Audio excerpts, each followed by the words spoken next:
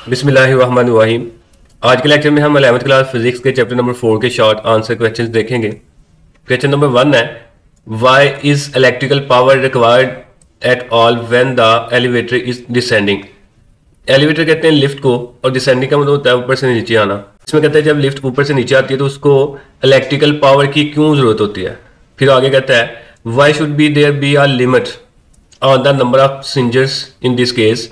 Number of passengers पे हम limit क्यों अप्लाई कर देते हैं कि इससे ज्यादा लोग जो ना लिफ्ट पे नहीं बैठ सकते। तो पहला हम आंसर पढ़ लेते हैं कि इलेक्ट्रिकल पावर की हमें क्यों जरूरत पड़ती है। बेसिकली जब लिफ्ट ऊपर से नीचे आती है तो उसकी स्पीड बढ़ती जाती है। अगर तो हम उसको कंट्रोल नहीं करते तो वो बहुत ज़्यादा स्पीड के साथ नीचे आएगी और एक्सीडेंट हो सकता है। दूसरा ये कि अगर आपने लिफ्ट को कहीं पे स्टॉप करना है, जैसे कि आप फॉर एग्जांपल 5th फ्लोर से आ रहे हैं और आपने 3rd फ्लोर पे स्टॉप करना है, अगर आपके पास इलेक्ट्रिकल पावर नहीं है तो आप उसको कैसे स्टॉप करेंगे। वहाँ पे लिफ्ट तो वहाँ पे रुकेगी नहीं, वो डायरेक्ट ज़मीन पे आके रुकेगी। तो इसलिए हमें इलेक्ट्रिकल पावर की ज़रूरत होगी। आंसर पढ़ लेते हैं, electrical power is required to control the descent speed and stop the elevator. Electrical power हमें चाहिए लिफ्ट की स्पीड को कंट्रोल करने के लिए और उसको रोकने के लिए from free falling, otherwise object become in state of weightlessness. अगर ऐसा नहीं होता तो ये स्टेट ऑफ वेटलेसनेस होगा, इस पर सिर्फ एक ही फोर्स लगेगी, वो ग्रेविटी की फोर्स होगी और लिफ्ट डायरेक्ट ग्राउंड फ्लोर पे आके यानी कि ज़मीन के साथ टकराएंगी। अब लिमिट्स ऑन द पैसेंजर क्यों है। लिमिट्स ऑन पैसेंजर इसलिए है कि अगर ज़्यादा लोग लिफ्ट पे बैठ जाएंगे तो लिफ्ट ओवरलोड हो जाएगी। जब ओवरलोड होगी तो उसको कंट्रोल करना मुश्किल होगा, फिर कोई एक्सीडेंट हो सकता है। आंसर इसका पढ़ लेते हैं, by limiting the number of passengers the kinetic energy of the descending elevator is kept within the design limit of the braking system. कहता है अगर हम पैसेंजर पे लिमिट लगा देते हैं तो हम एलिवेटर की जो काइनेटिक एनर्जी है यानी कि उसकी जो स्पीड है उसको लिमिट के अंदर रह के कंट्रोल कर सकते हैं। Ensuring a safe and control descent, और हम हिफाजत के साथ लिफ्ट को नीचे लेके आ सकते हैं। If the elevator is overloaded, अगर एलिवेटर जो है ना ओवरलोड हो जाए, the braking system may be unable, तो इसका ब्रेकिंग सिस्टम वो काम नहीं करेगा to dissipate the excess kinetic energy. So due to the over speeding, इसकी काइनेटिक एनर्जी बढ़ जाएगी और स्पीड इसकी ज़्यादा हो जाएगी। तो ओवर स्पीडिंग की वजह से द एक्सीडेंट में हैपन, हो सकता है कोई हादसा हो जाए। तो इसलिए पैसेंजर पे लिमिट्स लगाई जाती है। क्वेश्चन नंबर 2 है, a body is being raise to a height h from surface of earth, what is the sign of work done by both justified. इसमें कहता है एक ऑब्जेक्ट है और उसको जमीन से कुछ हाइट एज पे लेके जाया जाता है, तो आपने बताना है कि दोनों केसेस में वर्क डन क्या होगा। दोनों केसेस का ये मतलब है कि अगर ऑब्जेक्ट ऊपर को जा रहा है और आप फोर्स भी ऊपर को लगा रहे हैं, अगर फोर्स और डिस्प्लेसमेंट दोनों एक ही डायरेक्शन में है तो इस वक्त जो वर्क डन का साइन होगा वो पॉजिटिव होगा। तो यहाँ पे हम देख लेते हैं, दो कंडीशन उसने दी हुई हैं। The force upward apply to lift the body and downward force of gravity. तो पहले नंबर पे है हमारे पास जब फोर्स अपवर्ड लगेगी, वर्क डन का फार्मूला है हमारे पास एफ डॉट डी यानी कि F d cos theta. Case है कि वर्क डन अगर हम देखें अपवर्ड फोर्स की वजह से, यानी कि फोर्स आप ऊपर को लगा रहे हैं और ऑब्जेक्ट भी ऊपर को मूव कर रहा है, इस केस में दोनों की डायरेक्शन सेम होगी तो यहाँ पे cos 0 बनेगा। जब डायरेक्शन सेम होती है तो एंगल 0 का आता है और cos 0 होता है 1, इसलिए यहाँ जो वर्क डन है वो पॉजिटिव होगा। लेकिन अगर हम ग्रेविटी के लिहाज से चेक करें तो ग्रेविटी की फोर्स हमेशा डाउनवर्ड होती है। ऑब्जेक्ट ऊपर को जा रहा है और ग्रेविटी की फोर्स हमेशा नीचे को लगेगी, तो इस केस में डायरेक्शन ऑपोजिट है और ऑपोजिट डायरेक्शन में एंगल हमेशा 180 का बनता है। तो cos 180 - 1 का होता है, इसलिए यहाँ पे वर्क डन जो है वो नेगेटिव होगा। क्वेश्चन नंबर 3 है, a body falls towards the earth in air, will is total mechanical energy be conserve during fall. इसमें कहता है कि एक ऑब्जेक्ट जो है ना वो जमीन की तरफ मूव करता है ऊपर से और हवा की फ्रिक्शन भी शामिल है, तो आपने बताना है क्या उसकी मैकेनिकल एनर्जी कंजर्व रहेगी कि नहीं रहेगी, आपने ये बताना है। अब दो केसेस हैं। पहला केस है फॉर नॉन रेजिस्टिव मीडियम, जब कोई रेजिस्टेंस मौजूद नहीं यानी कि एयर फ्रिक्शन मौजूद नहीं, उस वक्त तमाम की तमाम जो पोटेंशियल एनर्जी है ना वो काइनेटिक एनर्जी में कन्वर्ट हो जाएगी, यानी कि loss in potential energy equal आएगा गेन इन काइनेटिक एनर्जी, और जो मैकेनिकल एनर्जी है वो कंजर्व रहेगी। लेकिन अगर हम बात करें रेजिस्टिव मीडियम की, यहाँ पे ये जो लफ्ज आ रहा है ना नन, इसको आपने नहीं लिखना, ये सिर्फ रेजिस्टिव मीडियम की बात कर रहा है, नन के ऊपर उसने बात कर ली है। तो इस केस में लॉस इन पोटेंशियल एनर्जी जो है ना वो आगे दो हिस्सों में डिवाइड होगा। एक तो गेन इन काइनेटिक एनर्जी आएगा plus work done against friction आएगा। तो इसमें जो मैकेनिकल एनर्जी है वो कंजर्व नहीं रहेगी, यानी कि सारी की सारी पोटेंशियल एनर्जी काइनेटिक एनर्जी में कन्वर्ट नहीं हो रही, कुछ एनर्जी का हिस्सा जो ना वो हीट की शक्ल में, फ्रिक्शन की शक्ल में ज़ाया हो रहा है। तो इसलिए हम कहेंगे फॉर रेजिस्टिव मीडियम। यहाँ पर जो लफ्ज नन आ रहा है इसको आपने फिर नहीं लिखना, सिर्फ आप यहाँ पे लिखेंगे resistive. A part of mechanical energy, जो मैकेनिकल एनर्जी का हिस्सा है, is converted into heat energy. कुछ हिस्सा हीट में कन्वर्ट हो जाएगा to perform work done against friction, जो कि फ्रिक्शन के खिलाफ वर्क डन करेगा। So total mechanical energy does not remain conserve. तो ये अब कंजर्व नहीं होगी, यानी कि सारी की सारी जो पोटेंशियल एनर्जी है वो काइनेटिक एनर्जी में कन्वर्ट नहीं होगी। मैकेनिकल एनर्जी का मतलब होता है kinetic energy plus potential energy.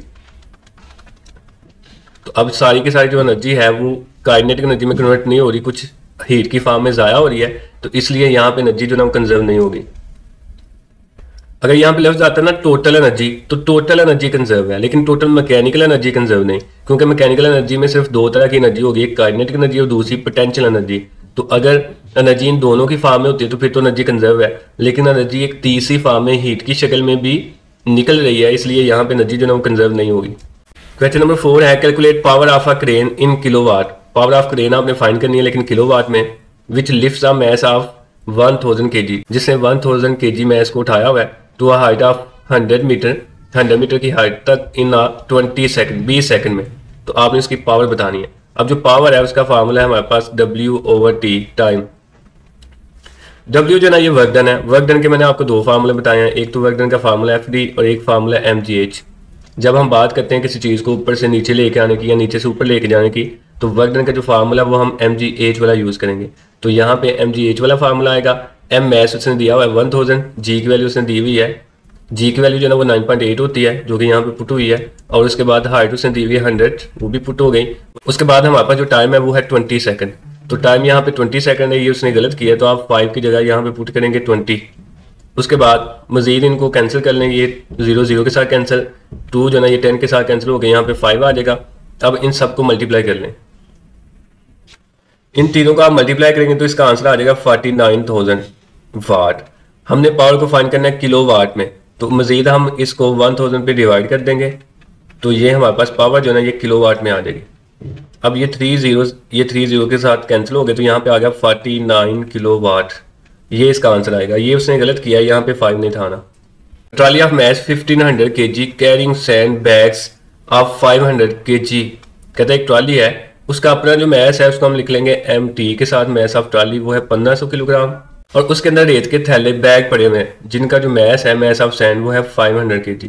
Moving uniformly with the speed of 40 kilometre per hour, और वो स्टार्ट में मूव करिए 40 किलोमीटर पर आवर की वेलोसिटी के साथ, और वेलोसिटी का ऐसा यूनिट होता है metre per second.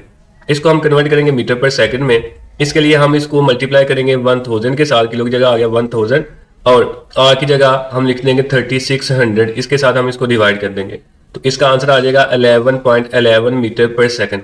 Frictionless track after some time, कुछ वक्त के बाद sand start leaking out of hole sand, जो रेत है वो लीक होना शुरू हो जाती है। Hole sand bags on the road at a rate of 0.05 kg per second, इस स्पीड के साथ वो निकलना शुरू होती है। What is the speed of the trolley after entire sand bags are empty. कहता है अगर रेत के बैग जो है ना वो खाली हो जाए, यानी कि सारी की सारी रेत जो है ना वो रोड पे आ जाए, तो आपने बताना है अब जो ट्रॉली की स्पीड है वो कितनी होगी। सवाल कुछ यूँ है कि शुरू में कहता है कि जो ट्रॉली का मैस है वो ये है, जो सैंड का मैस है वो ये वाला है, और बाद में आफ्टर मैं यहाँ पे लिख देता हूँ, बाद में हमारे पास जो मैस ऑफ ट्रॉली है वो तो यहाँ पे होगा 1500 kg, और जो मैस ऑफ सैंड है वो हो जाएगा 0, क्योंकि वो सारी की सारी जो रेत है वो लीक होके रोड पे आ गई है। तो शुरू में कहता है कि जो ट्रॉली की स्पीड है वो है हमारे पास initial velocity 11.11 metre per second. अब आपने बताना है फाइनल वेलोसिटी इसकी क्या होगी। तो यहाँ पे हम फार्मूला लगा देंगे इनिशियल मोमेंटम और फाइनल मोमेंटम वाला, ये उसने लिखा भी हुआ है। इनिशियल मोमेंटम को हम लिखेंगे PI और फाइनल मोमेंटम को लिखेंगे PF, चूंकि मोमेंटम को ज़ाहिर करते हैं P के साथ। उसके बाद इनिशियल मोमेंटम की जगह फार्मूला हम लिख लेंगे MI/VI और फाइनल मोमेंटम की जगह लिख लेंगे MF/VF। Initial mass into initial velocity, momentum का फार्मूला होता है P = mv। उसके बाद इनिशियल मैस है ना, जो इसमें मैस ऑफ ट्रॉली भी आ रहा है और मैस ऑफ सैंड भी आ रहा है, क्योंकि दोनों शामिल है, और इनिशियल वेलोसिटी साथ ऐसे आ गई। और जो फाइनल मैस है इसमें मैस ऑफ ट्रॉली आ रहा है और मैस ऑफ सैंड जो ना वो नहीं, वो चूंकि 0 है तो उसकी जगह आप 0 लिख दें। उसके बाद फाइनल वेलोसिटी ऐसे ही आ गई। अब आप वैल्यूज पुट कर ले, मैस ऑफ ट्रॉली हमारे पास 1500 और मैस ऑफ सैंड है 500। VI जो ना ये है 11.11 और मैस ऑफ ट्रॉली जो ना ये है 1500 और ये तो 0 है ना, और यहाँ पे साथ आ गया VF। अब आपने इन दोनों को प्लस करके इसके साथ मल्टीप्लाई करना है, फिर जो भी आंसर आएगा ये प्लस करके आ गया 2000 और इसको मल्टीप्लाई करते हैं 11.11 के साथ और ये 1500 इधर आके डिवाइड हो जाएगा और इधर बच गया VF। अब आप जो ना 20 को 11.11 के साथ मल्टीप्लाई करें तो इसका आंसर आ जाएगा 22.2 ओवर 15 और ये आ गया VF। उसके बाद इन दोनों को डिवाइड करते हैं तो इसका आंसर आ जाएगा 14.81 मीटर पर सेकंड। ये इसकी फाइनल लास्ट है। 6 है give absolute and gravitational units of work on MKS and CGS system. आपने एक तो एब्सोल्यूट और दूसरा ग्रेविटेशनल यूनिट ऑफ वर्क जो ना ये बताने हैं MKS में। MKS का मतलब ये वो सिस्टम है जहाँ पे लेंथ का यूनिट हम मीटर और मैस का यूनिट हम किलोग्राम लेते हैं, टाइम का यूनिट हम सेकंड लेते हैं ऐसा यूनिट। जबकि CGS का मतलब यहाँ पे लेंथ का यूनिट हम सेंटीमीटर लेंगे और मैस का ऐसा यूनिट हम लेंगे ग्राम और जो टाइम है इसका ऐसा यूनिट हम लेंगे सेकंड। यहाँ पे कहते हैं the absolute and gravitational unit of work in MKS and CGS system. अब उसने इन दोनों के यूनिट्स लिखे हुए हैं। एब्सोल्यूट यूनिट्स MKS में हमारे पास जो एब्सोल्यूट पोटेंशियल एनर्जी है इसका यूनिट होता है ऐसा यूनिट जूल, और जो जूल है इसको हम न्यूटन मीटर लिख सकते हैं क्योंकि हमने पढ़ा हुआ है कि वर्क इक्वल है FD के। वर्क और एनर्जी सेम चीज़ है, वर्क और एनर्जी दोनों का यूनिट सेम होता है। जो वर्क की जगह जूल आ गया, फोर्स की जगह आएगा न्यूटन और डिस्प्लेसमेंट ऐसे आ गया। जूल इक्वल होता है न्यूटन मीटर की, इसकी जगह हम लिख लेंगे न्यूटन मीटर। फोर्स का यूनिट न्यूटन है तो हम F इक्वल M में लिख लेंगे और फोर्स का यूनिट आ गया न्यूटन। मैस का यूनिट होता है किलोग्राम, एक्सेलरेशन का होता है मीटर पर सेकंड स्क्वायर। अब यहाँ पे न्यूटन की जगह हम लिखेंगे किलोग्राम, उसके बाद मीटर पर सेकंड और ये वाला मीटर जो ना ये ऐसे आ गया। किलोग्राम ऐसे आ गया, मीटर मीटर के साथ मल्टीप्लाई करके मीटर का स्क्वायर और पर सेकंड स्क्वायर जो ना वो साथ हम यहाँ पे लिख लेंगे। तो ये हमारे पास MKS में यूनिट है। अब उसके बाद आपने याद रखना है कि CGS में जोड़ की जगह हम लिखेंगे अर्ज और न्यूटन जो कि फोर्स का यूनिट है MKS में, और CGS में ये जो यूनिट है फोर्स का वो डाइन होता है। तो न्यूटन की जगह हम लिख लेंगे डाइन और M जो ना ये मीटर है, लेंथ का यूनिट MKS में, CGS में मीटर की जगह आ जाएगा सेंटीमीटर, तो यहाँ पे उसने सेंटीमीटर लिख दिया। फिर किलोग्राम की जगह ग्राम, चूंकि मैंने बताया हुआ है कि CGS में जो मैस है इसका ऐसा यूनिट होता है ग्राम, तो यहाँ पे आ गया ग्राम और मीटर की जगह आ गया सेंटीमीटर। यानी कि मैं अगर यहाँ पे लिख दूँ MKS और यहाँ पे लिख दूँ CGS तो यहाँ पे फोर्स का जो यूनिट है वो होता है न्यूटन और यहाँ पे CGS में होता है डाइन। ऐसे ही मैस का जो यूनिट है MKS में होता है किलोग्राम और इसमें होता है ग्राम। लेंथ का यूनिट इसमें होता है मीटर और इसमें होता है सेंटीमीटर। एनर्जी का यूनिट इसमें होता है जूल और इसमें होता है अर्ज। तो यहाँ पे सिंपल उसने ये किया, न्यूटन की जगह डाइन, मीटर की जगह सेंटीमीटर, किलोग्राम की जगह ग्राम, मीटर की जगह फिर सेंटीमीटर और सेकंड ऐसे आ गया। तो ये उसने लिखा हुआ है, नीचे उसने बताया हुआ है कि जो 1 जूल है ये 10⁻⁷ अर्ज के इक्वल होता है। ये इसका रिलेशन है। एज MCQs आप इसको भी याद करेंगे। ग्रेविटेशनल यूनिट्स MKS में जो ग्रेविटेशनल यूनिट होता है वो है किलोग्राम मीटर या फिर किलोग्राम फोर्स मीटर होता है। तो सिंपल जब इसको हम CGS में करेंगे किलोग्राम की जगह आ जाएगा ग्राम, मीटर की जगह आ जाएगा सेंटीमीटर और फिर किलोग्राम की जगह यहाँ पे ग्राम, फोर्स की जगह फोर्स ही आएगा, मीटर की जगह आ जाएगा सेंटीमीटर। तो ये सिंपल सी इसकी डेरिवेशन है, ट्रिक है। MKS में और CGS में आपने रिलेशन देख लेना है और सिंपल इनको बस कन्वर्ट कर देना है। क्वेश्चन नंबर 7 है a body drop from a height of h reaches the ground with a speed of 1.2 gh का स्क्वायर रूट। तो यहाँ पे कहता है एक बॉडी है, उसको हम हाइट, उसकी जो हाइट उसने दी हुई है वो है कैपिटल H और उसकी जो वेलोसिटी है वो है 1.2 gh का square root. Calculate work air friction, आपने एयर फ्रिक्शन में जो वर्क है वो फाइंड करना है। अब हमारे पास जो फार्मूला है वो है जी लॉस इन पोटेंशियल एनर्जी ये इक्वल आएगा gain in kinetic energy plus अगर एयर भी शामिल है तो वर्क डन आ जाएगा अगेंस्ट फ्रिक्शन। अब हमने यहाँ पे वर्क डन कैलकुलेट करना है अगेंस्ट फ्रिक्शन, तो वर्क डन को आप एक तरफ कर लें और ये काइनेटिक एनर्जी प्लस की उधर जाके माइनस की हो जाएगी पोटेंशियल एनर्जी में से। इसको हम कुछ यूं लिख लेंगे। अब वर्क डन तो ऐसे आ गया, पोटेंशियल एनर्जी का फार्मूला होता है mgh, काइनेटिक एनर्जी का फार्मूला होता है हाफ mv का स्क्वायर।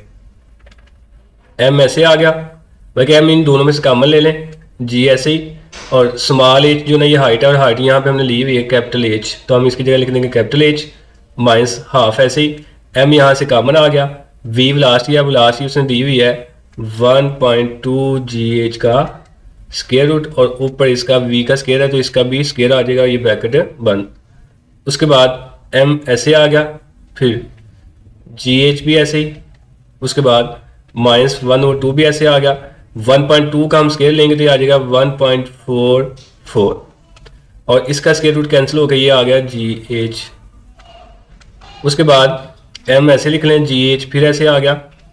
अब ये 1.44 को 1/2 के साथ मल्टीप्लाई कर दें या 1.44 को 2 पे डिवाइड कर दें तो इसका आंसर आ जाएगा 0.72 GH। अब ये 1 GH है और ये 0.72 GH है, तो आप यहाँ से सिंपल ऐसे कर लें, m ऐसे लिख लें, जो GH है यहाँ से वो कॉमन ले लें तो बाकी बच गया 1 - 0.72, तो इसको माइनस कर दें तो ये आ जाएगा 0.28 और साथ जो ना MGH जो ना वैसे आप लिख दें, तो ये इसका आंसर है। क्वेश्चन नंबर 8 है, अ bicycle has kinetic energy of 150 joule. एक बाईसाइकिल है, उसकी काइनेटिक एनर्जी उसने 150 जूल दी हुई है। What kinetic energy would the bicycle have if it had, तो आपने बताया उसकी जो काइनेटिक एनर्जी है उसमें क्या चेंज आएगा अगर ये कुछ हो। अब क्या हो, पहले पॉइंट पे उसने कहा हुआ है सेम मैस सेम रहे बट है स्पीड डबल, लेकिन उसकी जो वेलोसिटी है वो आप डबल कर दें। आपने बता रहे हैं बाईसाइकिल की जो काइनेटिक एनर्जी है उस पर क्या इफेक्ट होगा। अब काइनेटिक एनर्जी का ये फार्मूला है हमारे पास हाफ mv का स्क्वायर, तो अगर हम पहला केस देखें तो पहले केस में वो कहता है कि जो मैस है वो सेम रहेगा लेकिन जो स्पीड है इसकी वो डबल हो जाएगी, यानी कि v प्राइम जो है ना वो बन जाएगा 2v। अब जो काइनेटिक एनर्जी है इस केस में, पहले केस में उसको हम लिख लेंगे हाफ mv प्राइम का स्क्वायर और काइनेटिक एनर्जी के ऊपर भी हम लगा देंगे v प्राइम। चूंकि पहले केस किया तो ये हमने चेंज करना है, चेंज करने के लिए हमने यहाँ पे प्राइम लगाया, फिर उसके बाद काइनेटिक एनर्जी और फिर प्राइम लगा दें, ऐसे ही हाफ ऐसे आ गया। अब मैस सेम है तो मैस की जगह m ही आएगा, v प्राइम चूंकि डबल हो गया इसकी जगह आ जाएगा 2v, ऊपर इसका स्क्वायर आ गया। हाफ m ऐसे लिख लें, 2 का स्क्वायर 4 और v का स्क्वायर v स्क्वायर आ गया, 4 पहले ले आए और बाकी हमारे पास बच गया हाफ mv का स्क्वायर। अब ये जो ना ये काइनेटिक एनर्जी का फार्मूला तो 4 ऐसे ही और इसकी जगह आ जाएगा काइनेटिक एनर्जी, यानी कि अगर आप वेलोसिटी को 2 टाइम करते हैं, डबल करते हैं, तो जो काइनेटिक एनर्जी है वो 4 टाइम हो जाएगी। दूसरे केस में कहता है 3 times mass n was moving with 1/2 of the speed. अब जो इसका मैस है वो आपने 3 टाइम कर देना है और उसकी जो वेलोसिटी है वो आपने आधी कर देनी है। अब इस पे क्या इफेक्ट होगा, तो काइनेटिक एनर्जी का फार्मूला फिर वही हम लेंगे जो ऊपर लिखा हुआ है, लेकिन अब जो मैस है m उसकी जगह आप लिख देंगे 3m, 3 टाइम हो गया, और जो वेलोसिटी है v प्राइम वो आ जाएगी हाफ, यानी कि v/2। तो वैल्यू पुट करके हम चेक कर लेते हैं काइनेटिक एनर्जी, ऊपर हम इसके प्राइम लगा देंगे half m prime v prime. अब चूंकि मैस भी चेंज हो रहा है और वेलोसिटी भी चेंज हो रही है तो दोनों के ऊपर हमने प्राइम लिख दिया। उसके बाद हाफ ऐसे आ गया, आपकी जगह आ जाएगा 3m, चूंकि मैस 3 टाइम हो गया और v प्राइम की जगह आ जाएगा v/2 और ऊपर आ गया स्क्वायर। अब हाफ ऐसे ही और 3m भी फिलहाल ऐसे लिख लें, v का स्क्वायर v स्क्वायर और 2 का स्क्वायर ये 4 बन गया। तो यहाँ से ये वाला 3 और ये वाला 4 इसको हम पहले लिखेंगे, 3 बटे के ऊपर है 4 बटे के नीचे है और बाकी बच गया हमारे पास 1/2 mv का स्क्वायर। अब 3 और 4 ऐसे आ गया और ये जो फार्मूला है ये फिर काइनेटिक एनर्जी का फार्मूला है। तो अब हमारे पास जो काइनेटिक एनर्जी है वो 3/4 टाइम बन जाएगी जब मैस 3 टाइम और जो वेलोसिटी है जो स्पीड है वो आप हाफ कर देंगे। क्वेश्चन नंबर 9 है, what will be the effect on kinetic energy of the body having mass m। Kinetic energy पे क्या इफेक्ट होगा जब एक बॉडी का मैस m है, मूविंग विद वेलोसिटी v है, व्हेन इट्स मोमेंटम, और जब इसका जो मोमेंटम है ये यहाँ पे आगे ना मोमेंटम है, बिकम्स डबल, अगर हम इसको डबल कर दें तो आपने बताना है जो काइनेटिक एनर्जी है उस पर क्या इफेक्ट होगा, आपने ये बताना है। ये आपको सबसे पहले ये पता होना चाहिए काइनेटिक एनर्जी का मोमेंटम के साथ क्या रिलेशन है, फिर ही हम देखेंगे कि मोमेंटम अगर हम चेंज करते हैं तो काइनेटिक एनर्जी पे क्या इफेक्ट होगा। तो ये काइनेटिक एनर्जी का फार्मूला, तो पहले हम काइनेटिक एनर्जी और मोमेंटम का रिलेशन बनाएंगे। अब मोमेंटम का जो फार्मूला वो p इक्वल होता है mv के, तो मैं इसमें कुछ चेंजिंग यूँ करूँगा कि मैं यहाँ पे m के साथ मल्टीप्लाई भी कर दूंगा और m के साथ डिवाइड भी कर दूंगा। मैथ का रूल अगर आप मल्टीप्लाई करें तो इसका डिवाइड भी कर दें, हाफ और m इंटू एम का स्क्वायर बन गया, v स्क्वायर ऐसे ही और नीचे आ गया m। उसके बाद ये जो m स्क्वायर v स्क्वायर है इसकी जगह हम लिख लेंगे p स्क्वायर, जो कि p इक्वल है mv के, तो m square v square equal आएगा p स्क्वायर के और नीचे आ गया 2m। अब ये काइनेटिक एनर्जी का रिलेशन है मोमेंटम के साथ। अब सवाल में उसने ये कहा हुआ है कि अगर मोमेंटम को हम डबल कर दें, यानी कि पी की जगह 2p कर दें, तो आपने बताना है काइनेटिक एनर्जी पे क्या इफेक्ट होगा। तो हम यहाँ पे p की जगह लिख लेते हैं 2p, ऊपर आ गया स्क्वायर और नीचे आ गया 2m। अब 2 का स्क्वायर बन गया 4, p स्क्वायर ऐसे आ गया और नीचे आ गया 2m। अब ये फार्मूला जो ना ये हमारे पास ऊपर वाले फार्मूला है, तो हम चेक कर लेते हैं कि जो काइनेटिक एनर्जी है उस पर क्या इफेक्ट होगा। ये काइनेटिक एनर्जी प्राइम के साथ ऐसे आ गई, 4 भी ऐसे ही, और p स्क्वायर 2m ये इक्वल था काइनेटिक एनर्जी के, तो इसकी जगह हम लिख लेंगे काइनेटिक एनर्जी। यानी कि अगर हम मोमेंटम को डबल करते हैं तो काइनेटिक एनर्जी जो है ना ये 4 टाइम इंक्रीज हो जाएगी। The international Space station have gravitational potential energy और काइनेटिक एनर्जी एक्सप्लेन। इसमें कहता है कि जो इंटरनेशनल स्पेस स्टेशन है, बेसिकली यहाँ पे आप इमेजिन कर लें कि ये हमारे पास अर्थ है, और अर्थ के गिर्द ये जो ना ये कोई ऑर्बिट है जिसमें सैटेलाइट जो ना रिवॉल्व कर रहा है, और यही आपका इंटरनेशनल स्पेस स्टेशन है, ISS यानी कि इंटरनेशनल स्पेस स्टेशन है। कहता है क्या पोटेंशियल एनर्जी होगी कि काइनेटिक एनर्जी होगी। अब पोटेंशियल एनर्जी जो ना वो होती है ड्यू टू हाइट। तो यहाँ पे ऑब्जेक्ट जो ना, यहाँ पे जो सैटेलाइट है वो तो जाहिर सी बात है किसी हाइट पे, तो इसमें पोटेंशियल एनर्जी तो होगी, और जो काइनेटिक एनर्जी होती है वो होती है ड्यू टू मोशन। और जो सैटेलाइट है वो यहाँ पे मूव भी कर रहा है मुसलसल, तो उसमें काइनेटिक एनर्जी भी होगी। इसका मतलब दोनों एनर्जी होंगी, पोटेंशियल एनर्जी भी होगी और काइनेटिक एनर्जी भी होगी। तो हम पढ़ लेते हैं।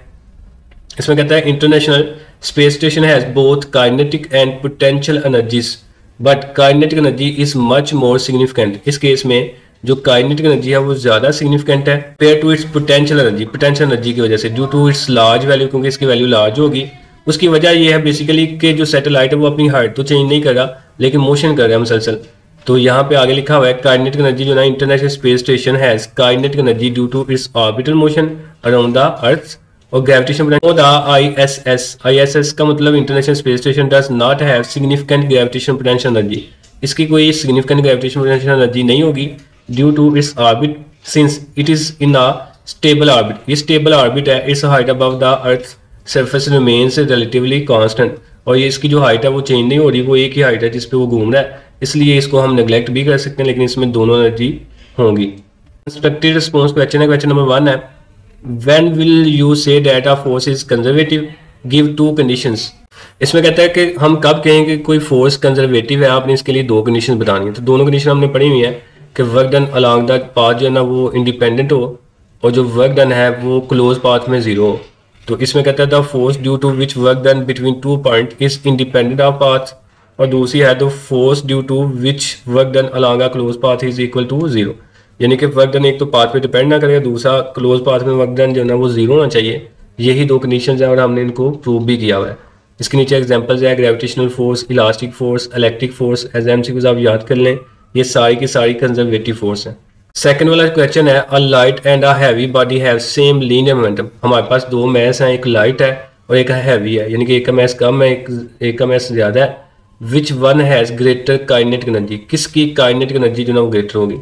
अब यहाँ पे भी हमें काइनेटिक एनर्जी का फिर रिलेशन बनाना होगा मोमेंटम के साथ। हम जानते हैं काइनेटिक एनर्जी इक्वल होती है हाफ एम वी स्क्वायर के, और अब हम इसका रिलेशन बनाएंगे, सेम वही मेथड यूज़ करेंगे जो हमने ऊपर किया था। हाफ हम ऐसे लिख लेंगे, एम के साथ मल्टीप्लाई करेंगे तो एम स्क्वायर बन जाएगा, वी स्क्वायर ऐसे ही, और एम के साथ हम इसको डिवाइड भी कर देंगे। ऊपर अभी हमने इसको किया हुआ है।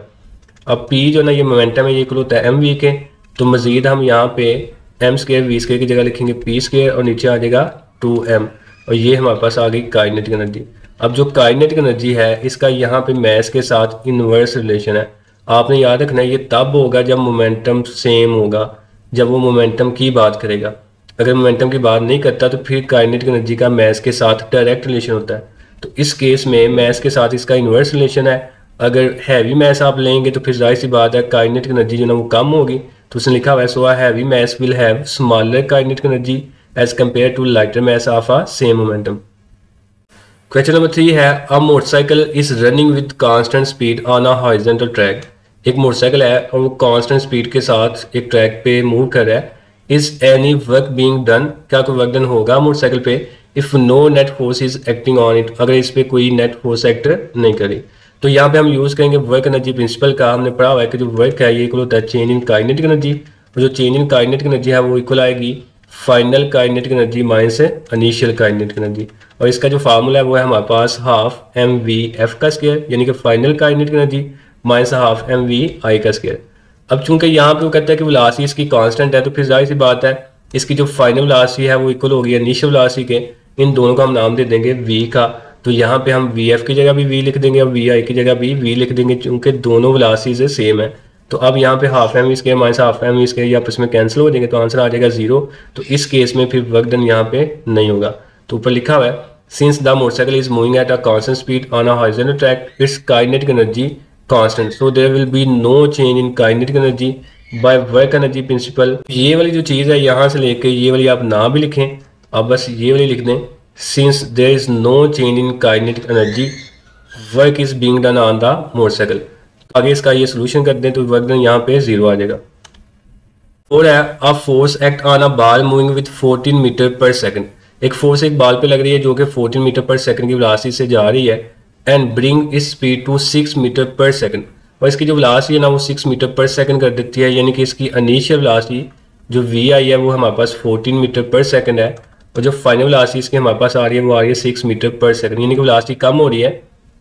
फोर्स पॉजिटिव और नेगेटिव वर्क। अब ये जो फोर्स वर्क करेगी क्या ये पॉजिटिव होगा कि नेगेटिव होगा ये आपने बताना है। तो सिंपल फिर हम वही फार्मूला लगा लेंगे वर्क एनर्जी प्रिंसिपल का। हमने पढ़ा हुआ है कि वर्क जो है ना वो इक्वल है हाफ एम वी एफ का square minus half m v i का स्केयर। यहाँ से हाफ एम कॉमन आ जाएगा और बाकी बच गया वी एफ का स्केयर माइनस वी आई का स्केयर। तो यहाँ पे अगर आप वैल्यूज पुट कर दें हाफ एम ऐसे ही वी एफ की जगह आ जाएगा 6 और वी आई की जगह आ जाएगा 14, ऊपर आएगा इसका स्केयर। अब देखें ज़्यादा वैल्यू ये वाली है तो कम में से ज़्यादा वैल्यू माइनस हो गई तो इसका आंसर जो है वो नेगेटिव आएगा। तो इसका जो वर्क डन है फिर वो नेगेटिव होगा। यहाँ पे उसने ये मेंशन किया हुआ है फिर as force has decrease the speed, चूंकि यहाँ पे फोर्स जो है वो स्पीड को कम करी है so kinetic energy of the ball has decrease, इसकी जो काइनेटिक एनर्जी है वो भी कम होगी। This means that kinetic energy of the ball has decrease work energy principal से। फिर यहाँ पे जो फाइनल वेलोसिटी है वो लेस है इनिशियल वेलोसिटी से, so work done will be negative. तो वर्क डन यहाँ पे जो होगा वो नेगेटिव होगा। क्वेश्चन नंबर 5 है a slow moving truck can have more kinetic energy than a fast moving car, how is this possible. कहता है कि एक ट्रक है और वो जो ना वो मूव स्लो कर रहा है। एग्जाम्पल के तौर पे हम यहाँ पे लेट कर लेते हैं कि जो ट्रक है इसका वेट है हमारे पास 10,000 kg और ये जो मूव कर रहा है ट्रक की जो स्पीड है हमारे पास वो है 10 मीटर पर सेकंड। और एक कार है और इसका जो मैस है हमारे पास वो है 1000 kg और इसकी जो वेलोसिटी है हमारे पास कार की वो है 20 मीटर पर सेकंड। तो यहाँ पे अगर आप चेक करें तो ट्रक का मैस ज़्यादा लेकिन स्पीड कम है, जबकि कार का मैस कम है और स्पीड ज़्यादा है। तो कहता है फिर भी ट्रक की जो काइनेटिक एनर्जी है वो ज़्यादा होगी हालांकि स्पीड कम है, और कार की जो ना काइनेटिक एनर्जी जो ना वो कम होगी हालांकि इसकी स्पीड ज़्यादा है। ऐसा कैसे हो सकता है जबकि फार्मूले में आपको नज़र आ रहा है काइनेटिक एनर्जी जो ना वेलोसिटी के साथ डायरेक्ट रिलेशन बना रही है। तो कहता है ऐसे कैसे पॉसिबल हो सकता है। तो सिंपल अगर आप यहाँ पे गौर करें तो जो काइनेटिक एनर्जी है ये मैस के साथ भी डायरेक्ट रिलेशन बना रही है। तो ट्रक का चूंकि मैस ज़्यादा है तो फिर काइनेटिक एनर्जी भी इसकी ज़्यादा होगी। हम कैलकुलेशन भी करके देख लेते हैं। यहाँ पे पहले हम निकालेंगे काइनेटिक एनर्जी ऑफ ट्रक, फिर हम निकाल लेंगे कार की। तो फार्मूला आ गया हाफ एम। अब जो ट्रक का मैस है वो है 10,000 और वेलोसिटी इसके लिए हमने 10, ऊपर आ गया स्केयर तो ये कैंसिल हो गई। यहाँ पे आ गया 5000, उसके बाद 10 का स्केयर आएगा 100, इन दोनों को मल्टीप्लाई कर दें तो ये आएगा 5, आगे आएंगे 50 और जूल इसका यूनिट है। ये हमारे पास आ गई काइनेटिक एनर्जी ऑफ ट्रक। उसके बाद हम कार की निकालेंगे तो कार के लिए फिर हम फार्मूला लगाएंगे हाफ, इसका मैस है 1000 और वेलोसिटी है 20, ऊपर स्केयर आ गया। यहाँ पे उसने 50 ली हुई है, ये गलत है, इतना फ़र्क नहीं है आपने स्पीड का करना, फिर आपका आंसर सही नहीं आएगा। तो ये कैंसिल हो गई, यहाँ पे आ गया 500 और यहाँ पे आएगा 400, मल्टीप्लाई करने में ये आ जाएगा 20000, मेरे ख्याल से ये आता है। तो ये आप चेक कर लें, ये जो वैल्यू है ये इस वैल्यू से लेस आ रही है, यानी कि जो ट्रक की काइनेटिक एनर्जी है वो कार की काइनेटिक एनर्जी से ज़्यादा आ रही है। तो नीचे उसने आंसर में लिखा हुआ है in this case the slow moving truck has more kinetic energy than the fast moving car due to its larger mass. चूँकि काइनेटिक एनर्जी मैस पे भी डिपेंड करती है तो इसका मैस लार्ज है इसलिए इसकी काइनेटिक एनर्जी जो ना वो भी लार्ज होगी। क्वेश्चन नंबर 6 है why work done against friction is non conservative in nature, explain. कहता है कि आपने ये एक्सप्लेन करना है कि अगर आप फ्रिक्शन के अगेंस्ट वर्क डन करते हैं तो वो नॉन कंजर्वेटिव क्यों होता है। उसकी वजह यह है अगर आप फ्रिक्शन के अगेंस्ट वर्क डन करेंगे तो वो पाथ पे डिपेंड करेगा, यानी कि उसका सब पाथ पे जो वर्क डन है वो सेम नहीं आएगा, तो इसलिए ये कंजर्वेटिव नहीं होगा। तो आंसर पढ़ लेते हैं। A force is non conservative if the work done by it in moving an object between two points और in a close path depends on the path of the motion. अगर वो path of motion पे depend करता है तो वो conservative force होगी, यानी कि हर पाथ का जो वर्क डन है वो डिफरेंट आएगा, तो फिर वो कंजर्वेटिव नहीं बल्कि नॉन कंजर्वेटिव फोर्स होगी। तो यहाँ पे कहता है the kinetic frictional force is a non conservative force when an object slide over a surface the kinetic frictional force act opposite to the motion. जब आप किसी सरफेस के ऊपर मूव करेंगे, स्लाइड करेंगे, तो ऑपोजिट डायरेक्शन में फ्रिक्शन की फोर्स लगेगी and does negative work equal in magnitude. और जो नेगेटिव वर्क है वो आपका इक्वल आएगा, वो फार्मूला हमारे पास बन जाएगा WFD और साथ आ जाएगा नेगेटिव साइन। आगे वो कहता है thus greater amount of work is done over longer paths between any two points, hence the work depend on the choice of path। कह रहे हैं कि अगर फॉर एग्जाम्पल एक आपके पास ये पॉइंट है कि ये, तो अगर आपने यहाँ से होकर यहाँ पे जाना है तो आपको ज़्यादा यहाँ पे फासला तय करना पड़ेगा, तो ज़्यादा फ्रिक्शन होगी, तो फिर आपका जो वर्क डन है उसकी वैल्यू ज़्यादा नेगेटिव आएगी। लेकिन अगर आप ऐसे जाते हैं तो ये जो ना ये शॉर्ट पाथ है, यहाँ पे डिस्टेंस कम है तो यहाँ पे फ्रिक्शन भी कम होगी, तो फिर यहाँ पे आपका जो वर्क डन है उसकी वैल्यू भी कम आएगी, यानी कि जो वैल्यू है वो चेंज हो जाएगी। इसलिए जो वर्क डन है हमारे पास यहाँ पे वो पाथ पे डिपेंड करेगा और ये आपके पास एक नॉन कंजर्वेटिव फोर्स होगी। लास्ट क्वेश्चन है does wind contain kinetic energy explain. कहता है जो विंड है क्या वो काइनेटिक एनर्जी रखती है कि नहीं रखती। अच्छा, अब यहाँ पे एक कॉमन सा क्वेश्चन है, एयर और विंड में क्या फ़र्क है। एयर हवा को कहते हैं आम जो रेस्ट की हालत में, आप कह लें कि वैसे भी मोस्टली हवा को हम एयर ही कहते हैं, लेकिन जब हवा चलती है उसको फिर हम विंड कहते हैं। तो जाहिर सी बात है कि जब एयर मूव कर रही है, मोशन कर रही है, तो फिर उसको हम विंड कहेंगे। तो मोशन करती हुई चीज़ में काइनेटिक एनर्जी होती है, चूंकि kinetic energy due to motion होती है, तो कहता है yes wind contains kinetic energy. Kinetic energy is the energy of motion and since the air molecule are moving they possess kinetic energy. The kinetic energy of wind is use to turn the wind turbines. इससे हम wind turbines को भी चलाते हैं, which convert the kinetic energy of the wind into electrical energy, और हम electrical energy भी हासिल करते हैं।